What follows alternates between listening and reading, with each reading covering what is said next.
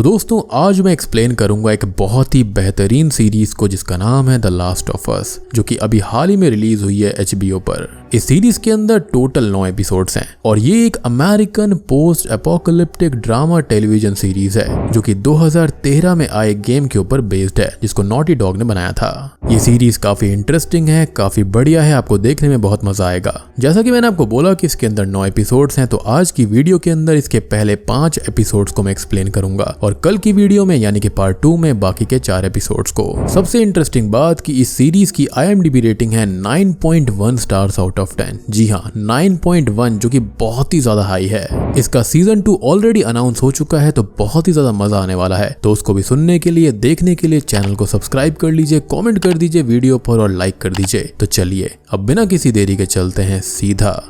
Video की तरफ।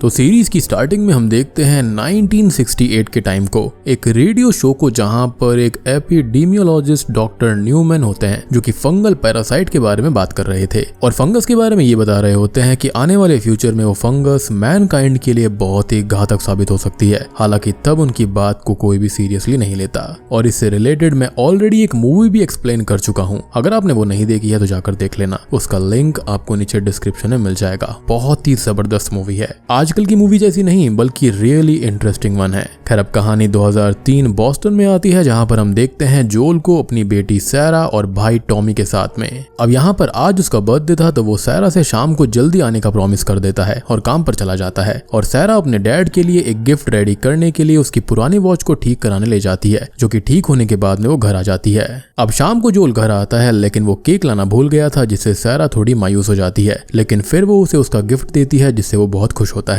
खैर अब वो और सैरा सोने जाते हैं, लेकिन थोड़ी देर के बाद में उसको कॉल आता है कि टॉमी को छोटी मोटे क्राइम में अरेस्ट कर लिया गया है और अगर जोल ने आज बेल नहीं कराई तो उसको वीकेंड भर प्रिजन में रहना होगा, जिस वजह से वो सैरा को घर छोड़कर टॉमी को लेने चला जाता है। अब हम सैरा को देखते हैं जो कि सो रही थी, लेकिन तभी उसके घर पर नॉक होता है और वो अपनी नेबर के डॉग को देखती है और उसे वापस करने जाने लगती है, लेकिन तभी उसे उसकी नेबर और बाकी कुछ लोग अजीब तरह से एनिमल्स की तरह बिहेव करते हुए दिखते हैं और वो एक दूसरे पर अटैक भी कर रहे थे और एक तरह से हम इनको ज़ॉम्बीज कह सकते हैं। वो लोग सैरा की ओर बढ़ने लगते हैं, वो भागती है और अब तक जोल और टॉमी वापस आ जाते हैं और वो तीनों वहां से भागने की कोशिश करते हैं, लेकिन शहर में ये जो भी इन्फेक्शन था वो बहुत तेजी से फैल चुका था और उसने बहुत से लोगों को इन्फेक्ट कर दिया था जो कि एक दूसरे पर ही अटैक कर रहे थे और बहुत सारी जगहें तो मिलिट्री की ऑर्डर पर सील कर दी गई थी। अब उन तीनों की कार एक जगह जाकर क्रैश हो जाती है और वो पैदल ही भागते हैं और टॉमी उनसे अलग हो जाता है। खैर अब सैरा और जोल को एक सोल्जर रोकता है, लेकिन वो लोग इन्फेक्टेड नहीं थे, जिससे कि वो अपने हायर ऑफिसर से कमांड लेता है कि उनका क्या करना है, जो कि उसको उन्हें मारने का ऑर्डर दे देता है और तभी वो जोल के ऊपर एक गोली चला देता है, लेकिन दूसरी गोली से पहले ही टॉमी वहां पर आकर उसको शूट कर देता है। अब उन दोनों ने यहाँ पर राहत की सांस ली ही थी, लेकिन यहाँ पर जोल की दुनिया पूरी तरह से उजड़ जाती है क्योंकि वो पहली गोली असल में सैरा को लग गई थी और वो खत्म हो जाती है, जिससे यहाँ पर जोल पूरी तरह से टूट जाता है। खैर अब हम देखते हैं 20 साल बाद की कहानी को, जहाँ पर जोल अभी भी बॉस्टन में रह रहा होता है, जहाँ की वॉल्स को बहुत ही ज्यादा बड़ा और मजबूत बना दिया गया था ताकि कोई भी बाहर ना जाए और ना ही अंदर आ पाए। जोल यहाँ पर अब अपनी गर्लफ्रेंड टेस के साथ में रहता है और यहाँ पर अब वो छोटे मोटे काम करके अपनी जिंदगी को व्यतीत कर रहा था। साथ ही साथ टॉमी कहीं और रहता है जो कि हमेशा अपनी अपडेट्स उसको भेजता रहता है। खैर यहाँ पर अब फेडरा नाम की एक गवर्नमेंट ऑर्गेनाइजेशन सब कुछ ऑपरेट करती है और लोगों को काम के हिसाब से टोकन्स मिलते हैं, जिससे कि वो अपनी नीड्स पूरी कर पाएं, खा पीकर जिंदा बने रहें।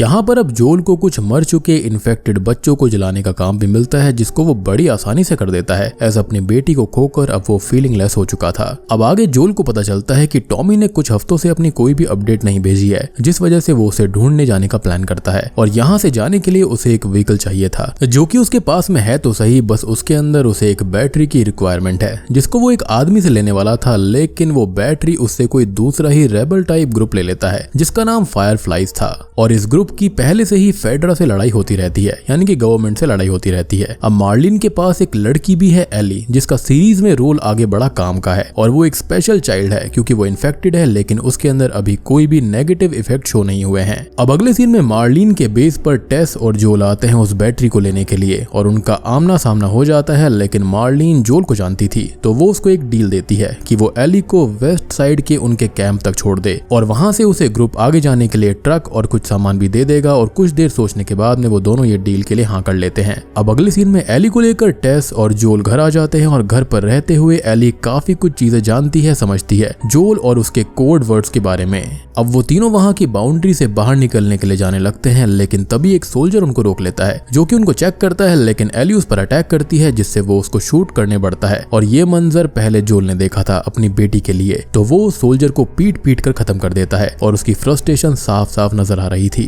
खैर अब वहां पर और सोल्जर्स आए उससे पहले ही वो सोल्जर की गन लेकर एली और टेस के साथ वहां से निकल जाता है, जिसके साथ में एपिसोड 1 का यहीं पर अंत हो जाता है।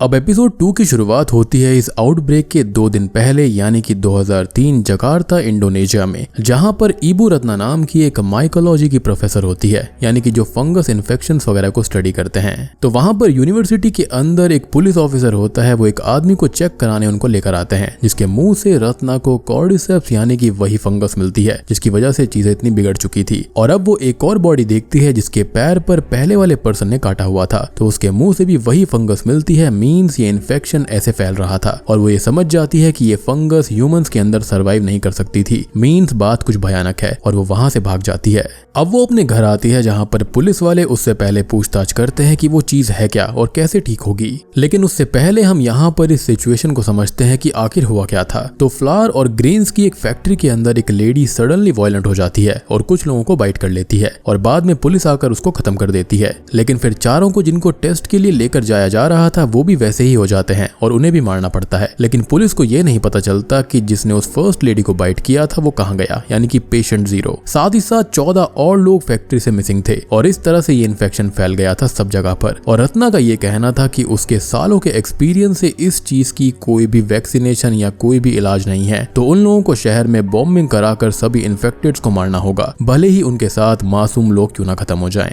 खैर अब कहानी प्रेजेंट टाइम में आती है जहां पर एली, जोल और टेस एक बिल्डिंग में स्टे करते हैं, जहां पर एली से वो दोनों उसके बारे में पूछते हैं, जहां पर वो बताती है कि वो फायरफ्लाइज को मिली थी इन्फेक्टेड होने के बाद में, लेकिन मार्लिन ने उसे मारने से रोक दिया और उस पर नजर रखी। और जब वो इन्फेक्टेड होने के बाद भी चेंज नहीं हुई तो उसने फैसला कर लिया कि उसे वो वेस्ट में फायरफ्लाइज के बेस कैंप भेज देंगे, जहां पर उसके डॉक्टर्स एली के ऊपर टेस्ट करके वैक्सीन बना पाएंगे। लेकिन जोल ये कहता है कि वो ये बातें पिछले 20 साल से सुनता आ रहा है, तो उसे यकीन नहीं है कि वैक्सीन बन सकती है। लेकिन टेस उसको संभालती है और उनका काम एली को सही सलामत बेस कैंप छोड़ने का था। खैर अब वो लोग आगे जाते हैं जहां पर उनको एक बिल्डिंग मिलती है जहां पर फायरफ्लाइज के कुछ लोग मरे पड़े थे, जिनको देखकर उनको लगता है कि उन लोगों ने इन्फेक्शन से डरकर एक दूसरे को खत्म कर दिया। खैर अब वो आगे जाते हैं तो उनको एक पूरा का पूरा इन्फेक्टेड लोगों का झुंड दिखता है और वो उनसे दूर रहकर बचने का प्लान करते हैं, क्योंकि ये फंगस जमीन के नीचे तक भी हो सकती है और दूर तक फैली रहती है, जिससे कि ये इन्फेक्टेड लोग जो हैं वो ह्यूमंस को ट्रेस कर सकते थे। खैर अब वो एक बिल्डिंग में आते हैं जहां पर बाहर सूखी फंगस थी, मीन्स अंदर कोई भी नहीं होगा। वो अंदर जाते हैं तो वहां पर एक आदमी उनको मरा हुआ मिलता है जो कि बाहर से आया होगा। लेकिन तभी वहां पर और इन्फेक्टेड आ जाते हैं और ये वाले दूसरे इन्फेक्टेड लोगों से बिल्कुल अलग थे, जिन्हें सिर्फ सुनाई देता था, दिखाई नहीं देता था, और इन्हें क्लिकर कहा जाता है।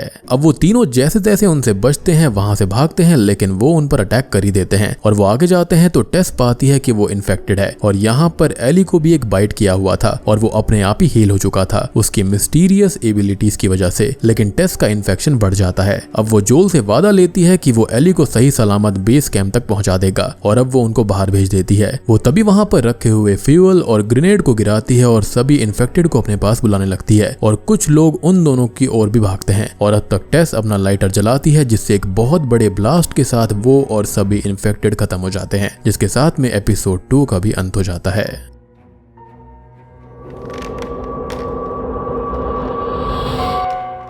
अब एपिसोड 3 की बात करी जाए तो ये काफी छोटा है, क्योंकि यहाँ पर एपिसोड के अंदर टेस को ट्रिब्यूट देकर जोल और एली आगे चले जाते हैं और उनकी रास्ते में थोड़ी बहुत नोकझोंक भी होती रहती है। वो दोनों जोल और टेस के फ्रेंड्स बिल और फ्रैंक के पास आ रहे थे वेपन्स और बाकी सामान लेने, और रास्ते में उन्हें एक बैरियल मिलता है जहाँ पर बहुत सारे लोगों को बैरी किया गया था, जिनको देखकर जोल कहता है कि ये आर्मी लोगों को QZ क्वारंटाइन जोन ले जा रही थी, लेकिन जो वहां पर फिट नहीं हुए थे उनको खत्म कर दिया गया और यहाँ पर फेंक दिया गया, जो कि काफी ज्यादा शॉकिंग था। खैर अब हम 2003 में उसी शहर का फ्लैशबैक देखते हैं जहां पर ये सब हुआ था और यहाँ पर बिल नाम का एक आदमी भी रहता था जो कि आर्मी से बच गया और उसने पूरे शहर पर ही कब्जा कर लिया। उसने यहाँ पर इन्फेक्टेड से बचने के सिक्योरिटी सिस्टम बना लिए और वो यहाँ पर अकेला रहने लगा, जिसे 2007 में फ्रैंक मिला। वो दोनों बहुत अच्छे दोस्त बने, साथ रहे और उन्होंने टेस और जोल के साथ काफी काम किया। उन्होंने काफी सामान दिया और सालों तक साथ रहने के बाद फ्रैंक का लास्ट टाइम आ गया था और बिल उससे प्यार करता था तो उसने फ्रैंक को बहुत सारी पिल्स देकर खुद भी ले ली और वो दोनों एक साथ बेडरूम में चले गए मरने के लिए और उन्होंने पहले शादी भी कर ली थी। अब यहाँ पर उनके घर जोल और एली आते हैं और उन दोनों को बिल का लास्ट लेटर मिलता है जो कि उसने जोल के लिए ही रखा था। वो जानता था कि जोल वहाँ पर जरूर आएगा और उसने टेस के नाम पर उसे सारे वेपन सौंप दिए थे, जिससे जोल थोड़ा इमोशनल भी हो जाता है। और अब वो और एली यहाँ से वेपन्स लेते हैं, पिल्स लेते हैं और बिल की कार लेकर वहाँ से आगे के लिए निकल जाते हैं, जिसके साथ में एपिसोड 3 यहीं पर खत्म हो जाता है।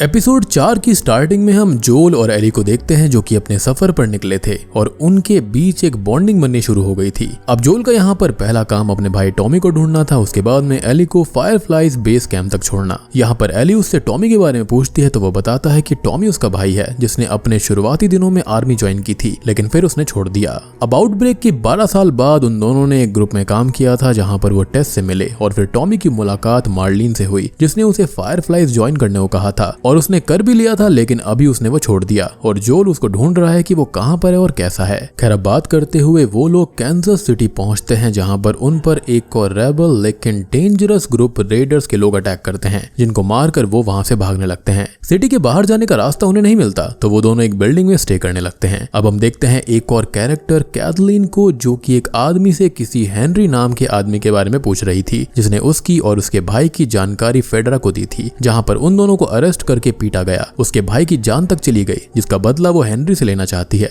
तभी उसे उसके लोग बताते हैं कि उनके लोगों को किसी ने मारा है। हालांकि हम जानते हैं कि जोल और एली ने मारा है, लेकिन वो ये समझती है कि ये काम हेनरी का है और उस होस्टेज आदमी को मारकर उसको ढूंढने वो निकल जाती है। अब वो एक बिल्डिंग चेक करती है जहां पर उसे हेनरी का यूज किया हुआ सामान मिलता है और वो यहीं पर रहता था, लेकिन खाना खत्म होने से अपने भाई सैम के साथ वहां से वो चला गया और कैथलीन उसे किसी भी हाल में ढूंढना चाहती है। उसे इसी बीच इन्फेक्टेड का एक नेस्ट भी मिल जाता है, लेकिन वो अपने साथी पेरी से ये बात सबसे छुपाने को कहती है और बिल्डिंग को सील कर देती है। इधर एली और जोल एक बिल्डिंग में स्टे करते हैं और थोड़ी बहुत बात करते हैं, जहां पर जोल बताता है कि उसने रेडर्स को पहचान लिया था क्योंकि पहले कभी उसने टेस और टॉमी के साथ रेडर्स के ग्रुप में काम किया था। तभी एली भी उसे अपने पास्ट के बारे में बताती है, लेकिन तभी कोई दो लोग आकर उन पर गन पॉइंट करके खड़े हो जाते हैं, जिसके साथ में एपिसोड 4 का भी अंत हो जाता है।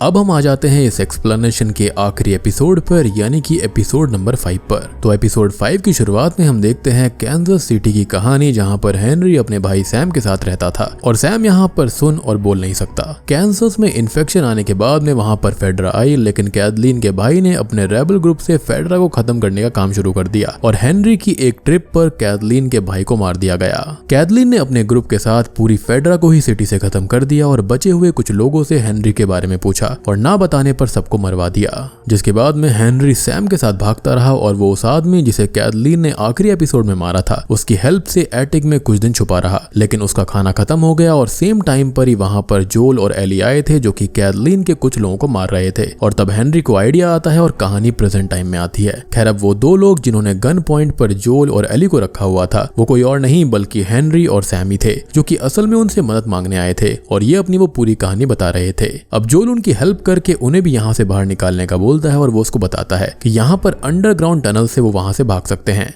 जोल अब हेनरी से उसके बारे में पूछता है तो वो बताता है कि असल में उसके भाई की बीमारी के बारे में उसको पता चला था जो कि फेडरा के ड्रग से ठीक हो रही थी, लेकिन उसको और ड्रग्स चाहिए थी तो अपने भाई को बचाने के लिए उसको कैथलीन के भाई के बारे में जानकारी देनी पड़ी थी फेडरा को और तब से ही वो उसके पीछे पड़ी हुई है। अब यहाँ पर एली ये भी पूछती है कि यहाँ पर कोई इन्फेक्टेड क्यों नहीं है, जिस पर वो कहता है कि सभी इन्फेक्टेड को फेडरा ने सालों सालों पहले ही एक टनल में बंद कर दिया था, लेकिन जोल कहता है कि उनको टनल से ही तो जाना है, जिस पर वो कहता है कि उसे पता चला था कि वो लोग इन्फेक्टेड नहीं थे और अगर कोई एक दो होंगे भी तो वो उनको मार देंगे। अब वो लोग टनल से होते हुए निकलते हैं और अब तक एली और सैम बहुत अच्छे दोस्त बन चुके थे। वो लोग अब इजीली टनल से बॉर्डर पर आ जाते हैं जहां से सिटी से वो बाहर निकल जाते हैं, लेकिन तभी एक बिल्डिंग से एक आदमी उन पर गोलियां चलाने लगता है, जिसको जाकर जोल मार देता है। लेकिन अब तक वो आदमी कैथलीन को बुला चुका था। अब वो अपनी आर्मी के साथ वहां पर आ गई थी और उनसे बचकर एली, सैम और हेनरी भागने लगते हैं, लेकिन एक ट्रक एली को कुचलने वाला होता है, जिसको शूट करके जोल उसके ड्राइवर को मार देता है और वो ट्रक एक बिल्डिंग में लगकर ब्लास्ट हो जाता है। अब कैथलीन यहाँ पर हेनरी और सैम को मरवाने की तैयारी में थी, लेकिन वो ट्रक जो ब्लास्ट हुआ था उसने जमीन को भी डैमेज कर दिया था और अब इन्फेक्टेड की वहां पर बाढ़ आ जाती है, जो कि वहां पर केओस क्रिएट करके कैथलीन की आर्मी पर अटैक कर देते हैं।